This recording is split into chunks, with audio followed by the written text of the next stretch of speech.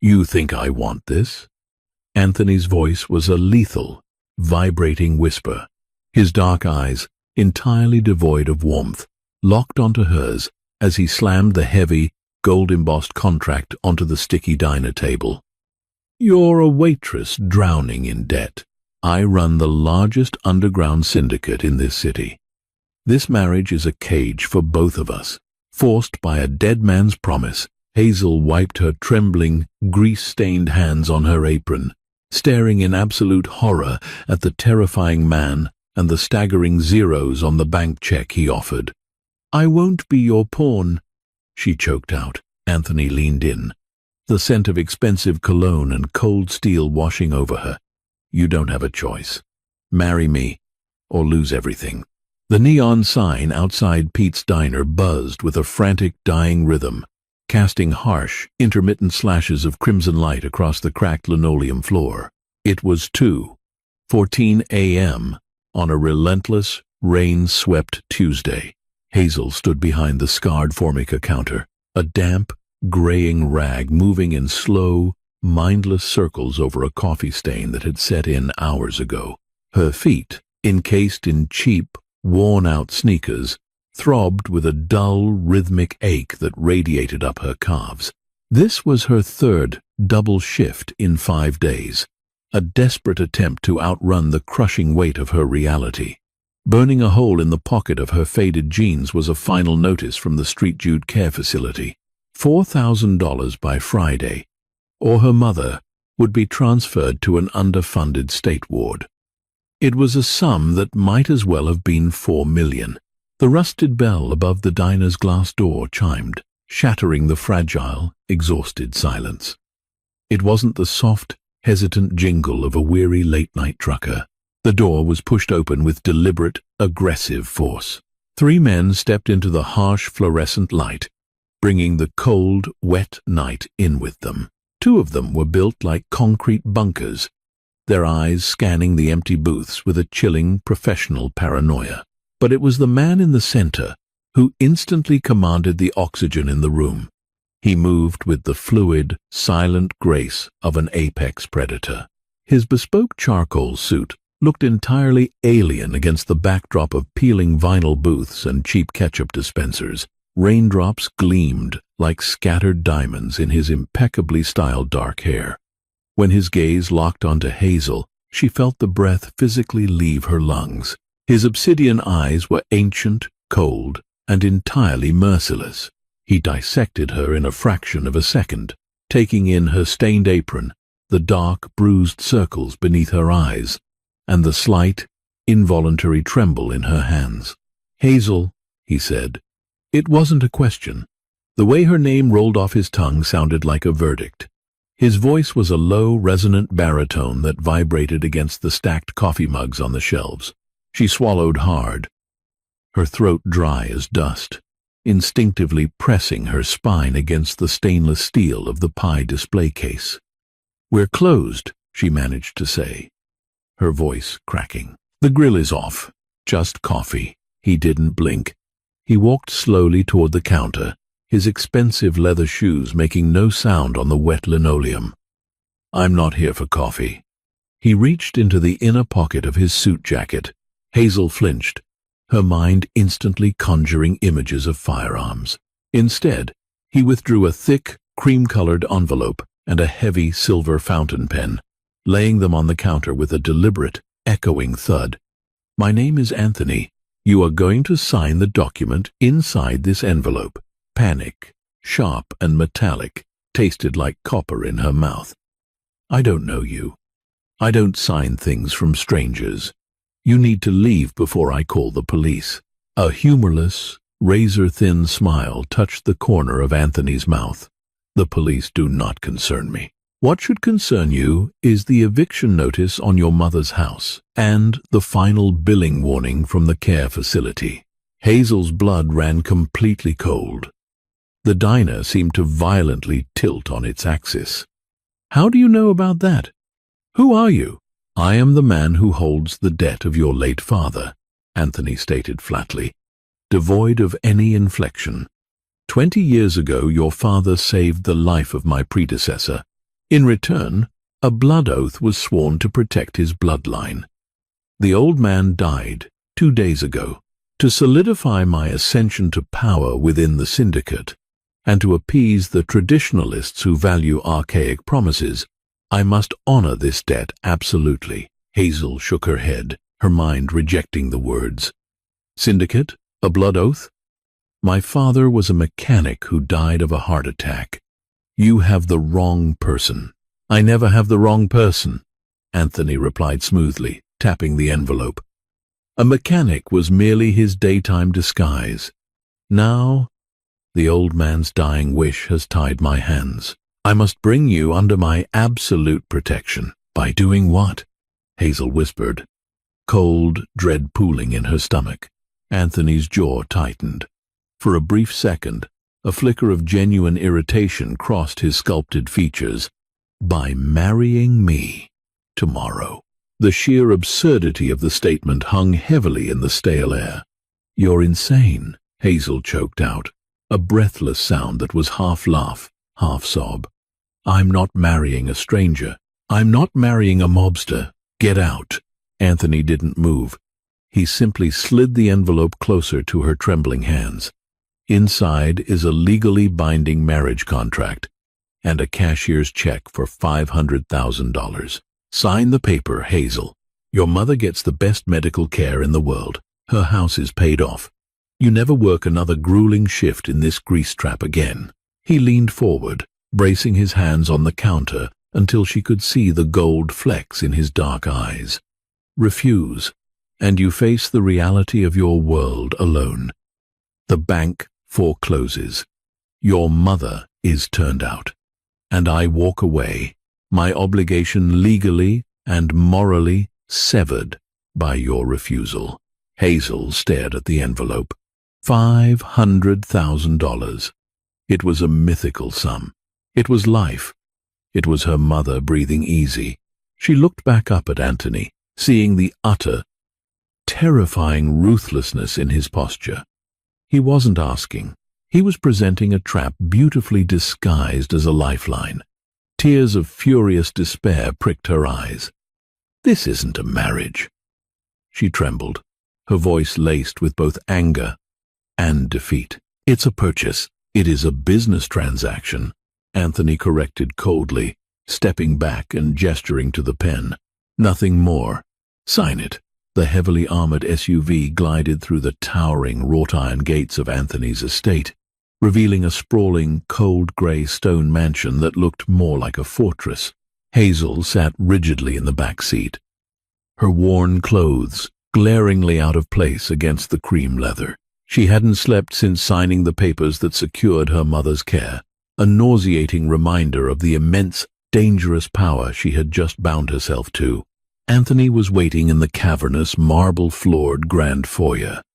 He looked up from a tablet, his expression entirely unreadable. You arrived on schedule, he stated flatly. I didn't exactly have other plans, Hazel replied, wrapping her arms around her torso, feeling incredibly small. Where do I go? What am I supposed to do here? Anthony walked toward her, his footsteps echoing. You are expected to exist, Hazel. Nothing more. This marriage is an optics play for my syndicate. In the eyes of the city, you are my wife. In these walls, you are a ghost. Your quarters are in the East Wing. Your mother's medical bills are handled permanently. Hazel stared at his clinical detachment. And what do you get out of this? Compliance. Peace within my ranks. Anthony answered instantly, his dark eyes boring into hers. You do not ask questions about my business. You do not enter my study. When we appear in public, you play the devoted wife. Here, we live separate lives. Do we understand each other? Perfectly, Hazel snapped, her chin lifting defiantly. I stay in my cage. You run your empire. Once my mother is safe, I don't care what you do. Anthony gave a curt nod. Good. A designer will arrive at noon. Your current attire is unacceptable. Before she could retort, he turned and strode away. A silent housekeeper soon led Hazel up the sweeping staircase to her new suite. It was vast, dripping in muted golds and luxury. Yet the moment the heavy door clicked shut, locking her inside, the reality crashed over her. She was surrounded by millions of dollars of wealth, yet she had never felt so utterly, profoundly impoverished. Sinking onto the edge of the incredibly soft mattress, Hazel buried her face in her hands and finally wept. 3 weeks into her gilded captivity, the fragile truce was shattered by a formalized note. Tonight, 8 p.m., the Belvedere Room, black tie. By 7:30 p.m., Hazel stood before her mirror, barely recognizing the woman in the midnight blue silk gown. When Anthony arrived at her door in a tailored tuxedo, he simply offered his arm and stated, "You look the part." The drive to the exclusive underground dining club was tense. As they descended into the smoke-hazy Belvedere Room, Anthony leaned close. "The men at this table are capos. They view my sudden marriage as a sign of weakness. They will test you. Do not react. Keep your eyes down. I know how to handle awful people." Hazel stiffened. Dinner was a masterclass in psychological warfare. The men directed subtle, venomous barbs at Hazel, commenting on her origins and feigning shock when she didn't drink scotch. Anthony sat rigid, emanating a silent rage he couldn't openly act upon. But Hazel's eyes, trained by years of scanning chaotic diner floors, missed nothing. She noticed the man across from them, Marco, consistently checking a sweating waiter. When the waiter approached to pour wine, Hazel caught a tiny, imperceptible exchange. Marco slipped a note into the waiter's apron and palmed something metallic in return. As Marco subtly moved his hand beneath the table toward Anthony, Hazel didn't think. She reacted. "Oh my goodness," she gasped loudly. With a seemingly clumsy jerk of her elbow, she struck the waiter's tray. Just as he was lifting a crystal pitcher, the entire pitcher of freezing water cascaded into Marco's lap. Chaos erupted. Marco leaped up with a furious bellow, and as he did, whatever he had been holding clattered openly onto the hardwood floor. The table froze. Lying under the dim lights was a sleek, suppressed micro-pistol. Anthony slowly stood up, his eyes locked onto the weapon, then shifted to Marco, who had gone sickeningly pale. "It seems my wife's clumsiness has revealed a rather severe breach of dining etiquette," Anthony said, with deadly calm. "I am so terribly sorry," Hazel gasped, playing the flustered wife perfectly. Anthony grabbed her arm, his grip tight but no longer punishing. "We are leaving," he announced to the stunned capos. As they walked out, Anthony didn't speak, but his gaze had fundamentally changed. She was no longer just a ghost. She was a player on the board. The ride back to the estate was suffocatingly silent. The rain had started again, lashing violently against the tinted windows of the SUV. Hazel sat rigidly, the adrenaline from the dining club finally receding, leaving her limbs feeling like lead. She stared at the droplets racing across the glass, replaying the metallic clatter of the micro-pistol hitting the floor. She had just saved his life, or at least prevented a massive escalation. Yet Anthony hadn't said a single word. When they stepped into the grand foyer of the mansion, Anthony abruptly dismissed his security detail with a sharp wave of his hand. He turned to Hazel, his chest heaving slightly, the pristine facade of the Mafia boss cracking to reveal the raw, intense man beneath. "In my study. Now," he ordered, his voice echoing sharply in the cavernous space. Hazel's jaw tightened. The fear was there, a cold knot in her stomach, but it was being rapidly eclipsed by a rising tide of exhausted anger. She had played her part. She had exceeded the terms of their twisted contract. She followed him down the long, shadowed corridor of the West Wing, the forbidden territory, her high heels clicking rhythmically against the hardwood. Anthony's study was massive, lined with thousands of leather-bound books and smelling deeply of scotch and aged paper. He walked straight to a mahogany wet bar, pouring 2 fingers of amber liquid into a crystal glass. He drank it in one motion, then slammed the glass down, spinning to face her. "How did you know?" he demanded, his eyes locking onto hers with terrifying intensity. "Marco is one of the most seasoned operators in the northern sector. My own men, trained to spot threats, missed it. How did you know he was armed?" Hazel crossed her arms over her chest, suddenly intensely aware of the cold air against her bare shoulders. "I didn't know it was a gun. I just knew something was wrong. I spent 7 years waiting tables on the worst shifts in the worst part of the city. You learn to read people. You learn how a junkie twitches before they try to jump the counter. You learn the micro movements of someone trying to pull a fast one." Marco was sweating. He kept checking the waiter. They passed something. When Marco shifted his weight toward you beneath the table, I reacted. That's it. It wasn't some grand tactical genius, Anthony. It was survival instinct. Anthony stared at her, absorbing her words. The harsh lines of his face seemed to soften fractionally, replaced by a grudging, profound respect.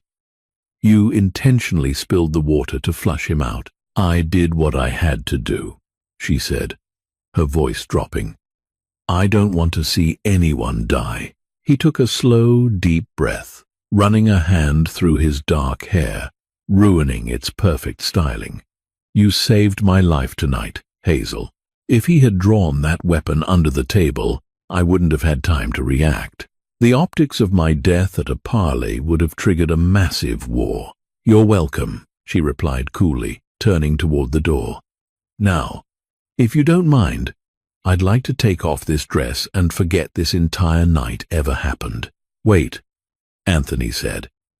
The single word cracked like a whip, halting her in her tracks. He walked over to his massive desk, unlocking a lower drawer with a key from his pocket. He pulled out a thick, leather-bound ledger, its edges frayed with age. "You asked me, on the day we met, why your father's debt required such an extreme measure as marriage.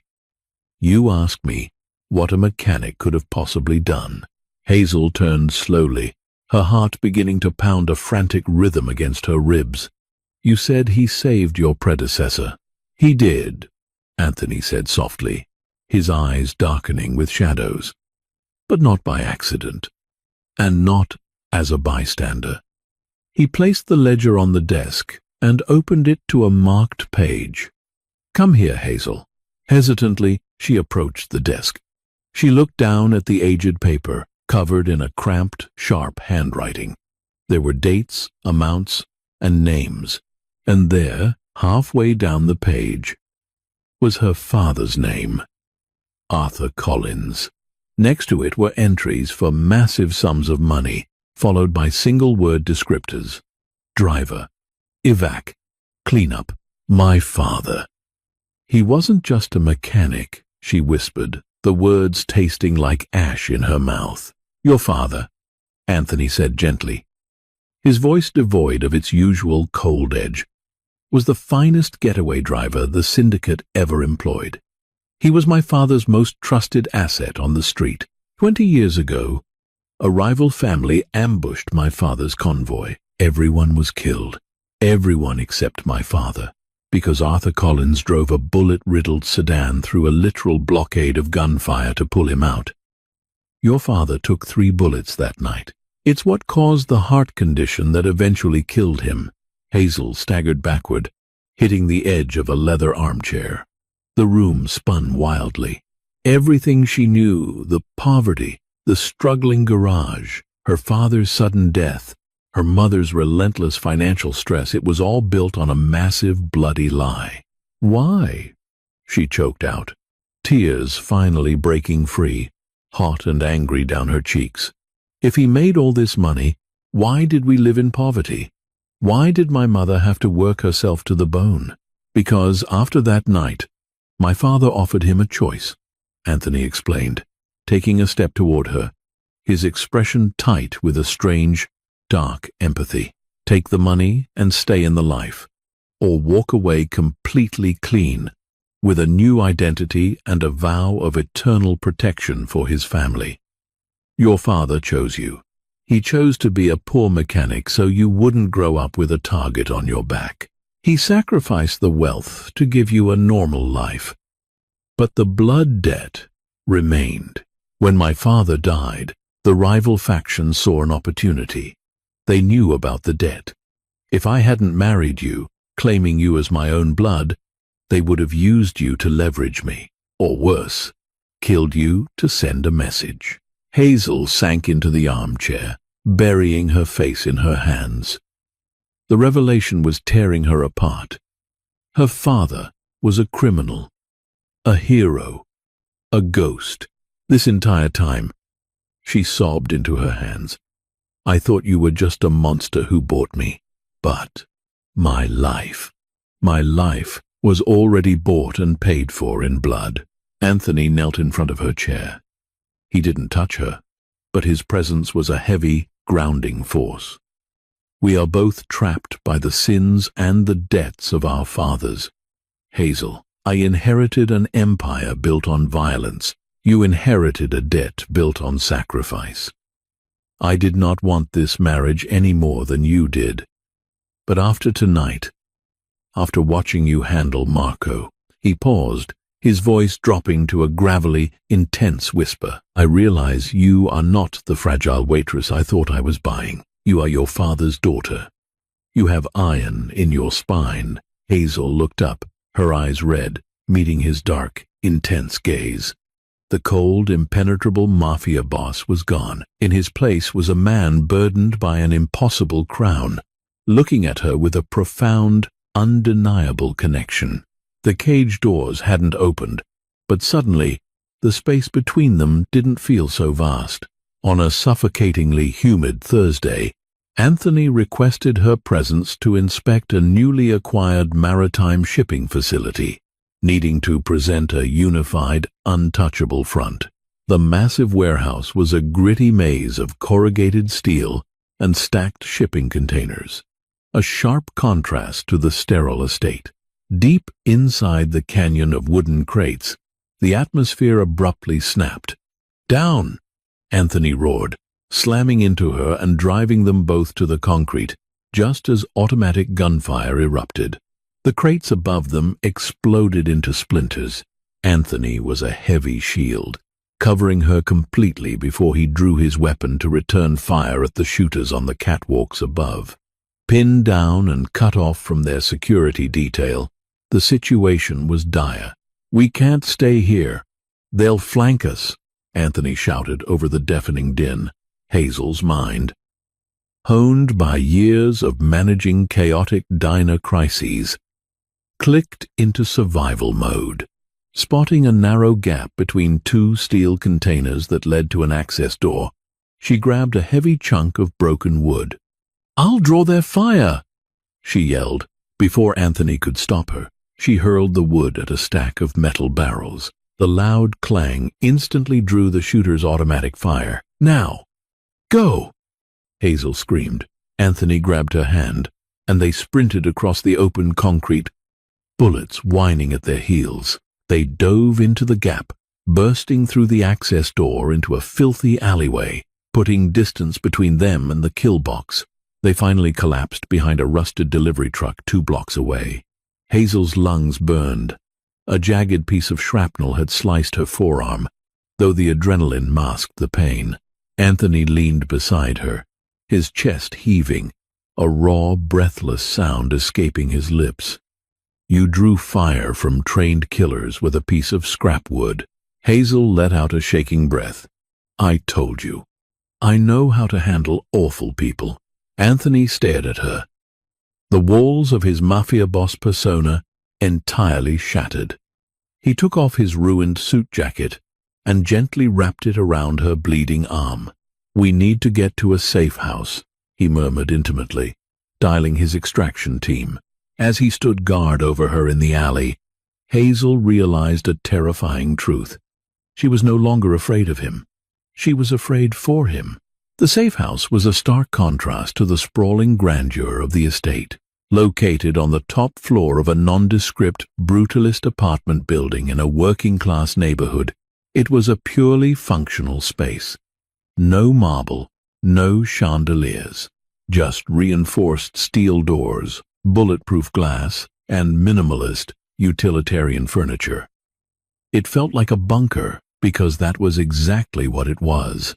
Anthony locked the 5 heavy deadbolts on the front door, his movements sharp and rigid with residual adrenaline. The extraction had been a tense, high-speed evasion through the city's back channels, avoiding the main arteries entirely. The moment they were secured inside, the silence of the apartment felt heavy and suffocating. "Sit," Anthony commanded, pointing to a clean, white leather sofa in the center of the living room. He didn't wait for her to argue. He disappeared down a short hallway and returned a moment later, carrying a serious-looking, hard-shell medical kit. Hazel sat obediently, her body finally beginning to crash from the intense surge of fight-or-flight hormones. Her limbs felt like they were filled with wet sand, and the pain in her forearm, previously masked by adrenaline, was blossoming into a sharp, throbbing ache. She watched as Anthony placed the kit on the glass coffee table, snapping the latches open with practiced efficiency. He had discarded his ruined shirt somewhere in the hallway, leaving him in a fitted black undershirt that clung to the hard, muscular lines of his chest and shoulders. The dark ink of his tattoos' intricate, sprawling designs that spoke of violence and loyalty were fully visible now, stark against his pale skin. He knelt on the floor in front of her, the massive, terrifying Mafia boss reduced to a quiet, focused caretaker. "Give me your arm." Hazel hesitantly extended her arm. Anthony unwrapped his ruined suit jacket, revealing the bloody gash. He didn't flinch. His face was a mask of pure concentration as he poured an antiseptic wash over the wound. Hazel hissed, her entire body jerking backward, her breath hitching sharply. The burning sensation was absolute agony. "I know. I'm sorry." "Hold still," Anthony murmured, his voice incredibly low, softer than she had ever heard it. His large, calloused hand gripped her wrist firmly, holding her steady. He worked quickly, his movements precise and clinical. He threaded a curved needle and began to stitch the wound closed. Hazel turned her face away, staring fiercely at the blank wall opposite them, biting the inside of her cheek until she tasted copper to keep from crying out. "You did well today," Anthony said quietly, the sound of his voice drawing her attention back. He wasn't looking at her face. His eyes were focused entirely on the needle. Most veterans freeze under concentrated automatic fire. "You didn't just move. You thought tactically. You saved us both." Hazel let out a shaky breath, watching his strong fingers tie off the black thread. "I was terrified. I couldn't let us die in that dirty warehouse. Not after everything. Not after what my father did." Anthony paused, the needle hovering above her skin. He looked up, his dark eyes meeting hers. The distance between them was practically non-existent. She could feel the heat radiating from his skin, smell the sharp scent of the antiseptic mixed with his natural musky scent. "Your father would have been proud of you today, Hazel. You have his grit." The quiet sincerity in his words cracked the last remaining wall around her heart. A single tear slipped free, tracking through the dust on her cheek. Anthony reached up, his thumb brushing the tear away with surprising, startling gentleness. His touch lingered on her jawline, his thumb tracing the curve of her cheekbone. The air in the room suddenly shifted, growing thick and heavy. The danger of the day, the adrenaline, the forced intimacy of the medical care, it all coalesced into a highly charged, undeniable tension. Hazel found herself leaning into his touch, her eyes fluttering shut for a fraction of a second. When she opened them, Anthony was staring at her mouth, his own breathing suddenly shallow and uneven. He was a man who lived his entire life in control, suppressing his emotions beneath a layer of ice. But right now, kneeling on the floor of a safe house, he looked incredibly dangerously vulnerable. "Anthony," she whispered.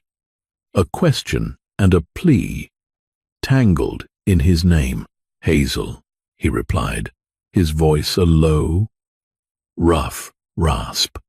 He leaned in, the distance closing until she could feel his breath on her lips. The sharp trill of the encrypted phone on the coffee table shattered the moment like a hammer hitting glass. Anthony jerked backward, his eyes snapping wide, instantly returning to the cold, calculating leader. He cursed softly in Italian, scrubbing a hand over his face before grabbing the phone. He stood up, turning his back to her, pressing the device to his ear. "Speak," he ordered, his voice back to its usual terrifying edge. Hazel watched the muscles in his back tense as he listened. She wrapped her good arm around her waist, suddenly feeling very cold. The magical, fragile bubble had burst, the brutal reality of their world crashing back down upon them. "Are you certain?" Anthony barked into the phone. "Understood. Secure the perimeter of the estate. Trust no one. I will handle this." He hung up, the phone clicking aggressively into its cradle. He turned back to Hazel, his expression grim and thunderous. The softness was entirely gone. "What is it?" Hazel asked, a knot of fresh dread forming in her stomach. "The ambush wasn't orchestrated by a rival family," Anthony said, his words falling like lead weights. "It was an inside job. Someone leaked our schedule. Someone high up in my own organization." "Who?" Anthony's jaw tightened, a lethal fury burning in his dark eyes. "My underboss, Vincent. He's the only other person who knew the exact timing of the inspection. He's making a play for the seat, and he used the vulnerability of having you there to execute it." Hazel stood up, ignoring the throbbing in her arm. "If he wants you dead, the safe house isn't safe. He knows about this place." "He does," Anthony agreed, walking toward a hidden wall panel and punching in a code, revealing a heavily stocked weapons cache. "But he expects us to hide here. He expects me to circle the wagons and wait for his next move. That is what a defensive leader would do." He began loading heavy, ominous-looking rifles, his movements a blur of lethal efficiency. He turned to her, tossing her a smaller, compact handgun. Hazel caught it clumsily with her good hand, its weight shocking her.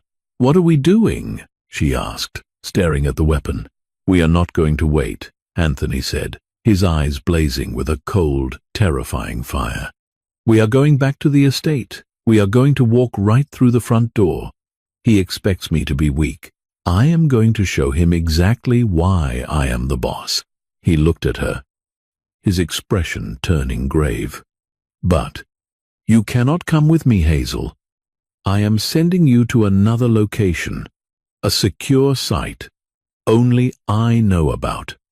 It's too dangerous." Hazel gripped the cold steel of the gun. The old Hazel, the terrified waitress, would have run. But the woman standing in the safe house, the woman who had bled and fought alongside the devil himself, refused to be sidelined. She thought of her father, of the blood debt, of the way Anthony had looked at her moments before the phone rang. "No," Hazel said, her voice ringing out with absolute, unwavering certainty. Anthony stopped loading magazines, staring at her in genuine shock. "What did you say?" "I said no," Hazel repeated, stepping toward him, her chin held high. "I am your wife, Anthony, in name and in target. Vincent tried to kill me too today. If you go back there alone, you walk into a trap. But if we go back together, if the supposed weak link walks in beside you, covered in blood and unbowed, we strip him of his narrative. We show the syndicate that we cannot be broken. Anthony stared at her, the silence stretching long and heavy. He was searching her face, looking for hesitation, for fear. He found neither. He found iron, a slow, terrifying, and utterly magnificent smile spread across Anthony's face. It was the smile of a predator recognizing its mate. "You are insane," he murmured, his voice laced with profound awe. "I'm a waitress," Hazel corrected, clicking the safety off the handgun exactly as she had seen him do it in the warehouse. "I deal with the trash." The rain had escalated into a torrential downpour, turning the night into a howling, chaotic void as the armored SUV, driven by Anthony himself, tore through the winding approach to the estate. They had bypassed the main gates, using a hidden, unpaved service road that Anthony's father had installed decades ago. The vehicle slammed to a halt behind the massive stone carriage house, hidden from the view of the main surveillance cameras. The plan was simple, reckless, and entirely dependent on the element of surprise. Vincent believed them to be cowering in a safe house. He would be using this time to consolidate his power within the mansion, rallying the capos to his cause by spinning a narrative of Anthony's weakness and subsequent death. "Vincent will be in the West Wing." "The war room," Anthony said quietly, chambering around in his assault rifle. The sound was loud and final in the confined space of the vehicle. "He will have his personal guards at the doors. We enter through the servants' tunnels beneath the kitchen. You stay behind me. You do not engage unless fired upon. Understand?" Hazel nodded, her throat too dry to speak. She gripped the compact pistol in her right hand, her left arm throbbing relentlessly despite the tight bandage. They slipped out of the SUV into the freezing rain.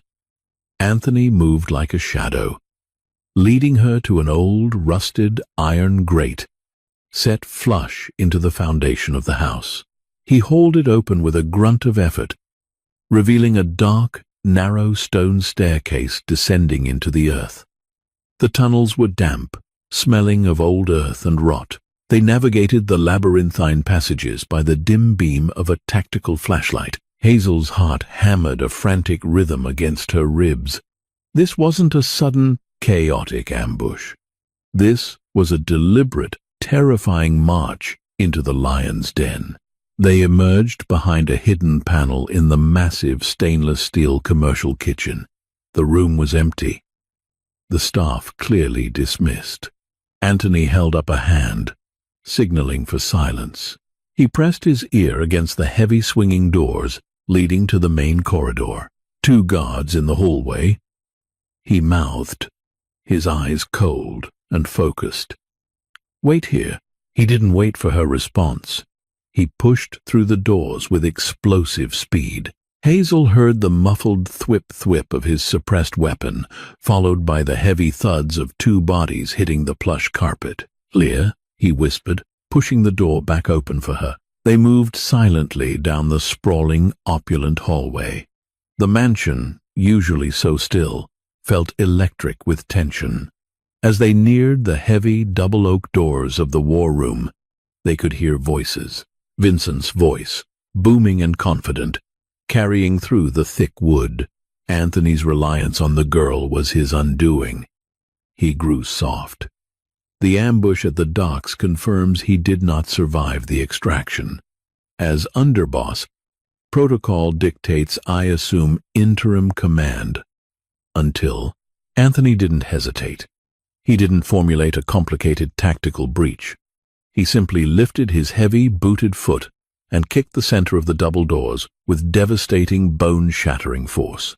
The oak doors violently exploded inward, tearing off their heavy brass hinges with a deafening crack, slamming against the interior walls.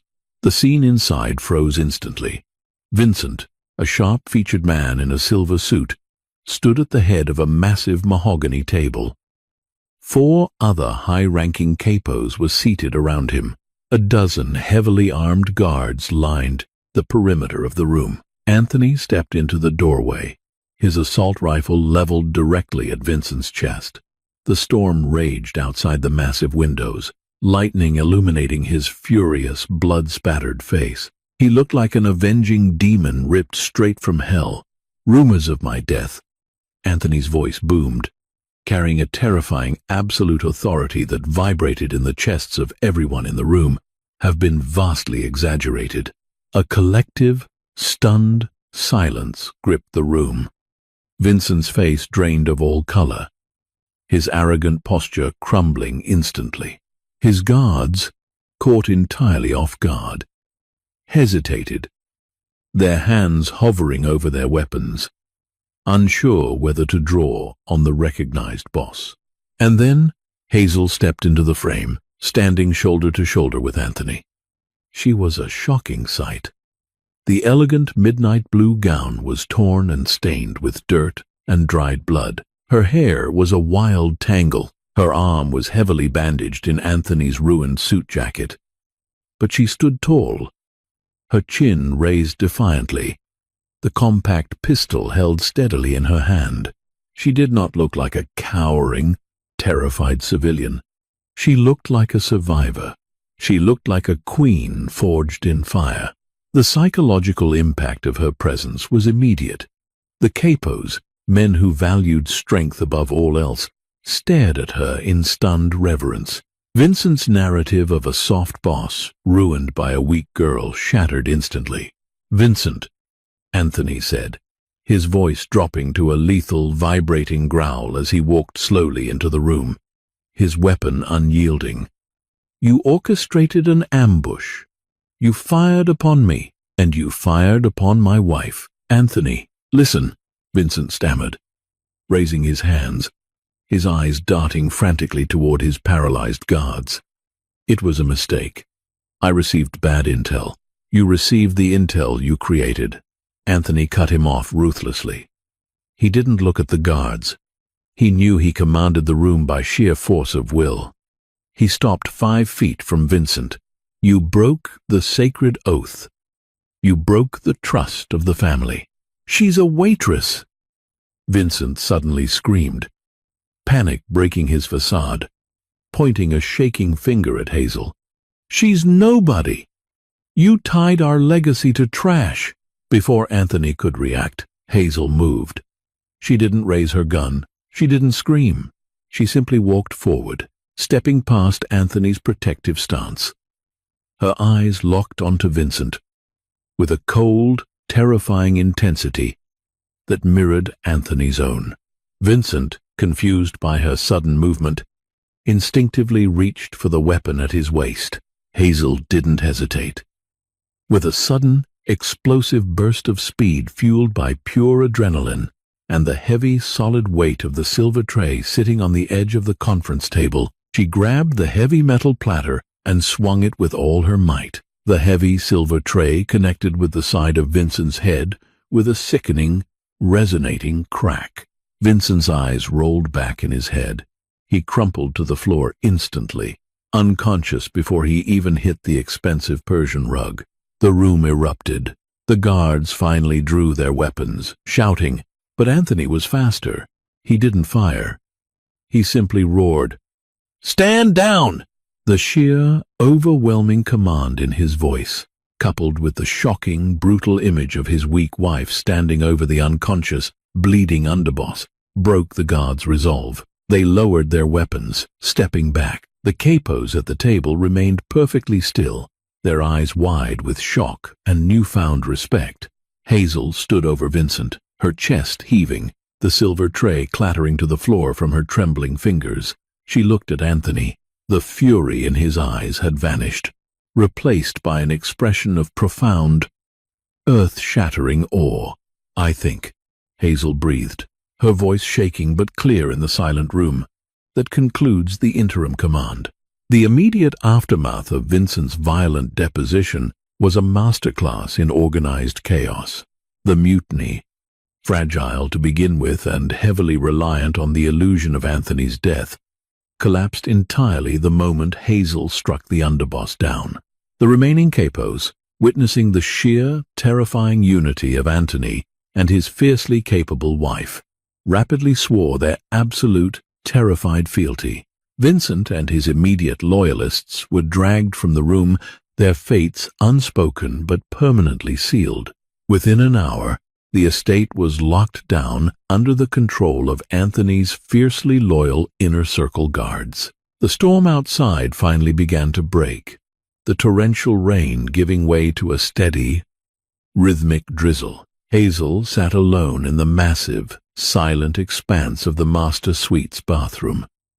The adrenaline had finally, completely drained from her system, leaving behind a bone-deep, shivering exhaustion. She sat on the edge of the marble bathtub, staring blankly at the ruined remnants of her blue silk gown, the fabric stiff with dried blood and dirt.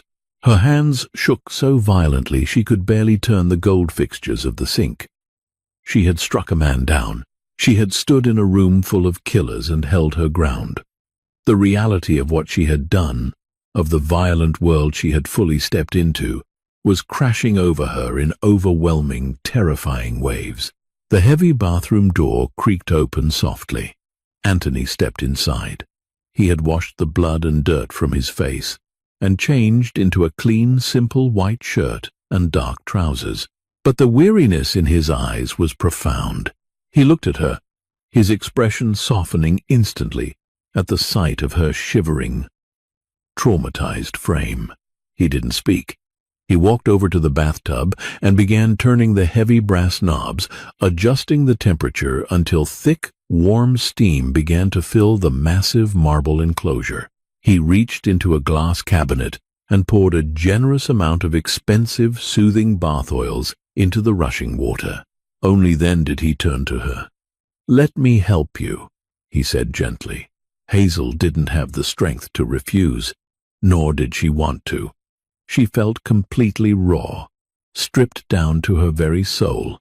She stood up, her limbs trembling, with a heartbreakingly gentle touch, entirely at odds with the violent man she had witnessed in the war room.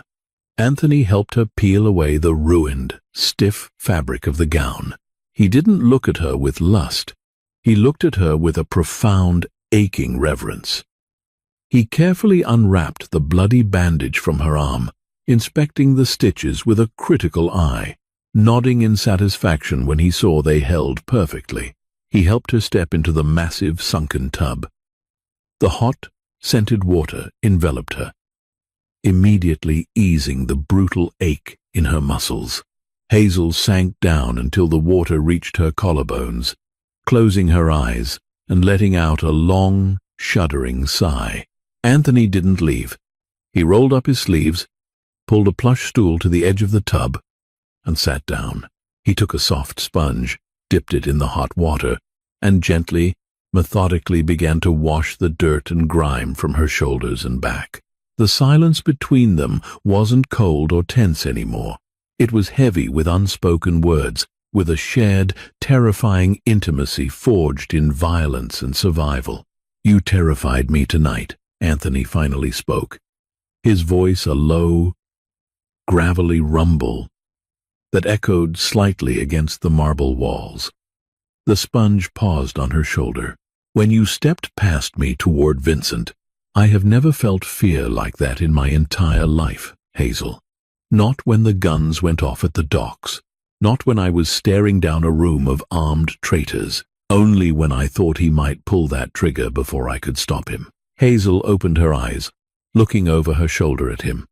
The harsh, fluorescent lighting of the bathroom illuminated the raw vulnerability in his expression. "I couldn't just stand there and let him dismiss us," she whispered softly. "I couldn't let him win." Anthony's hand moved, his fingers tracing the line of her neck, his touch sending a warm shiver down her spine that had nothing to do with the water.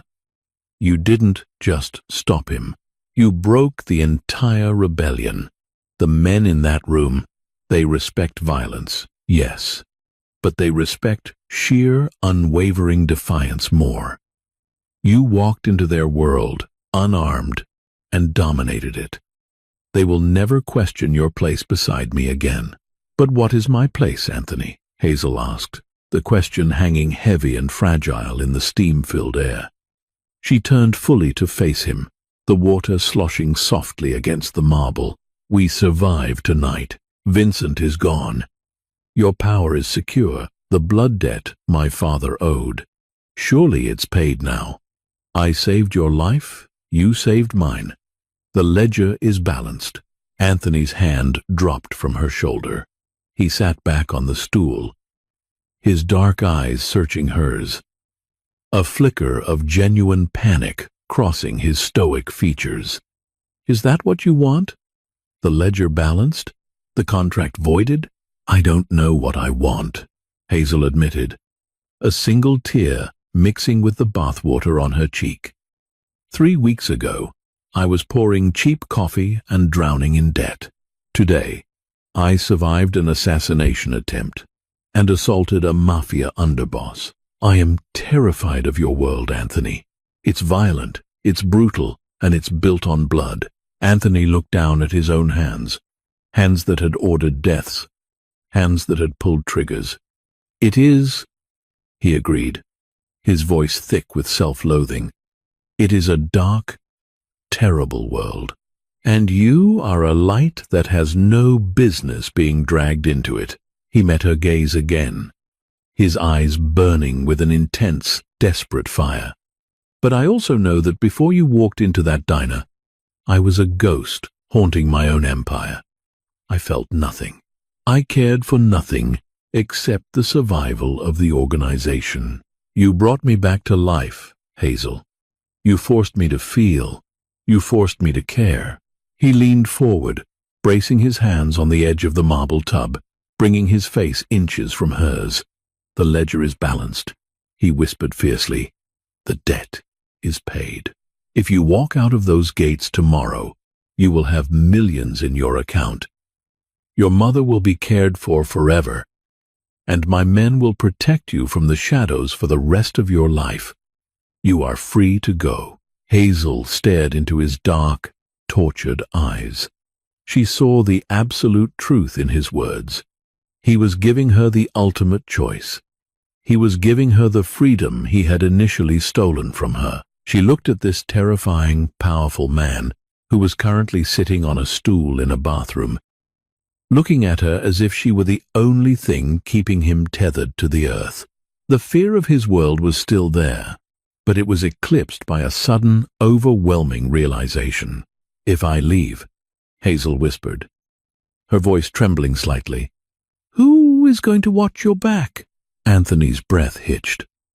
He stared at her, the desperate hope warring with the disbelief on his face. "Hazel." She reached a wet hand out of the water, placing it gently against his cheek, feeling the rough stubble along his jawline. "I hate your world, Anthony. But I don't hate you. I think I'm exactly where I'm supposed to be." Anthony closed his eyes, leaning heavily into her touch, a shuddering breath escaping his lips. When he opened his eyes, the icy Mafia boss was entirely gone. All that remained was a man deeply, undeniably in love. He leaned in, closing the remaining distance between them, and pressed his lips to hers. It wasn't a brutal or dominating kiss. It was desperate, gentle, and profoundly grounding, a silent promise forged in the quiet aftermath of a storm. The dawn broke over the estate not with a fiery sunrise, but with a quiet grey light that slowly chased the shadows from the manicured lawns. The mansion, having survived the violent purge of the night before, stood silent and imposing, but the atmosphere within its stone walls had fundamentally, irrevocably shifted. Hazel stood on the massive stone balcony of the master suite, wrapped in a thick, plush robe.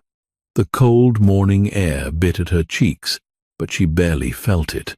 She was looking out over the sprawling grounds, not feeling like a prisoner looking at her cage, but like a guardian surveying her territory. The exhaustion was still there, a heavy weight in her bones, but her mind was terrifyingly clear. She heard the soft click of the heavy glass doors opening behind her. Anthony stepped out onto the balcony.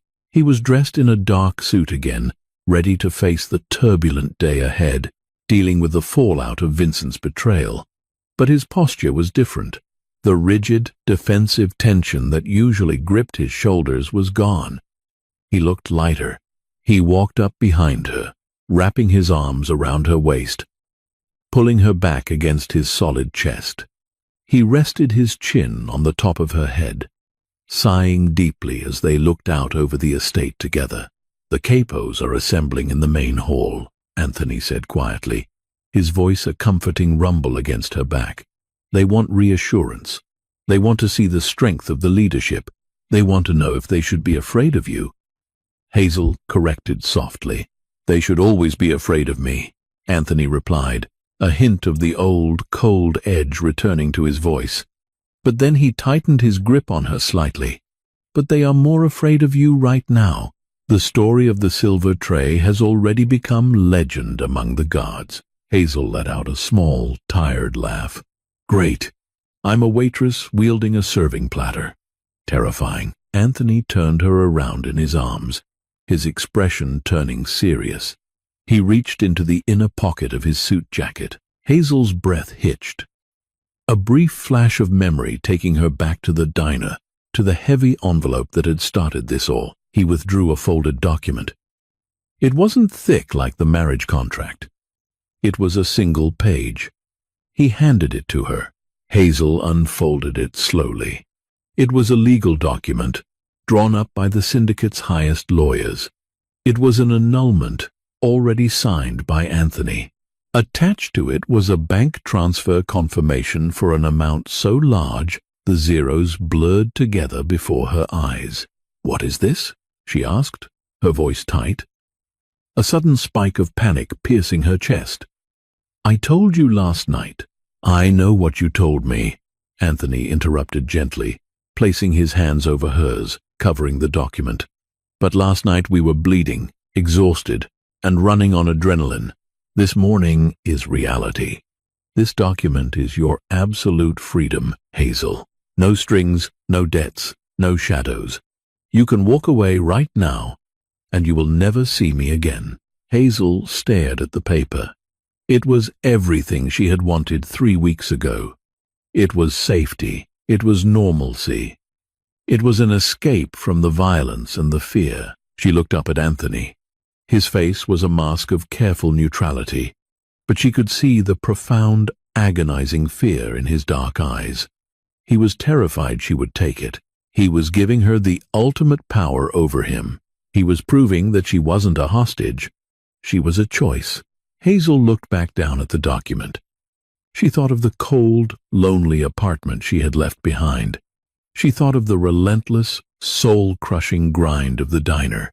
But mostly, she thought of the man standing in front of her, a man who had shielded her with his own body in a hail of bullets, a man who had washed the blood from her skin with the gentleness of a saint, a man who desperately needed someone to pull him back from the abyss of his own power.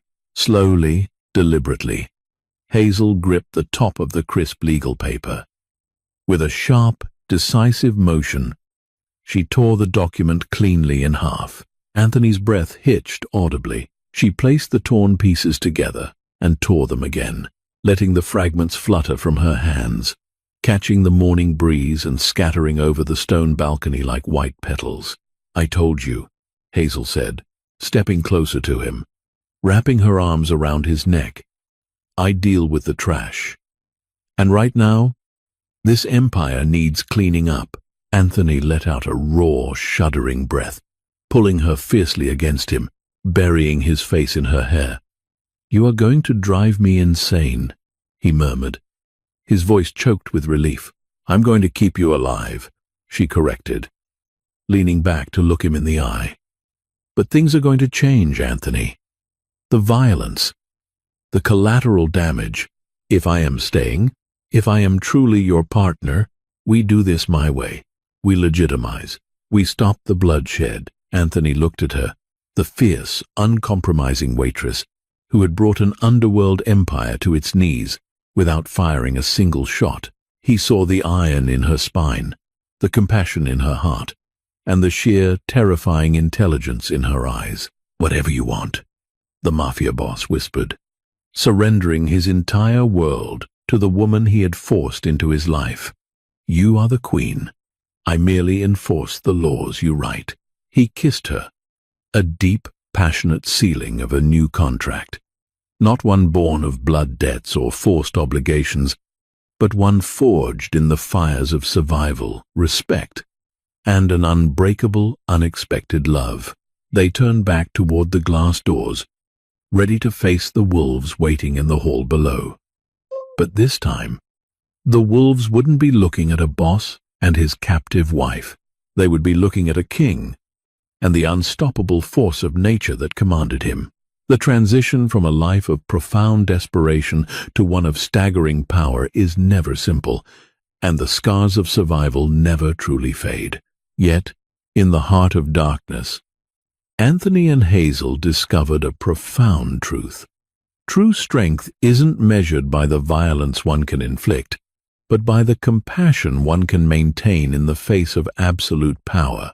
The waitress didn't just survive the Mafia boss. She redefined him, proving that the most unbreakable bonds are often forged in the most unlikely fires. Love, it turns out, is the ultimate rebellion. If Hazel's incredible journey of grit and unexpected romance kept you on the edge of your seat, please hit that like button. Share this story with anyone who loves a fierce, underestimated heroine. And don't forget to subscribe for more intense, dramatic stories. Your support means everything.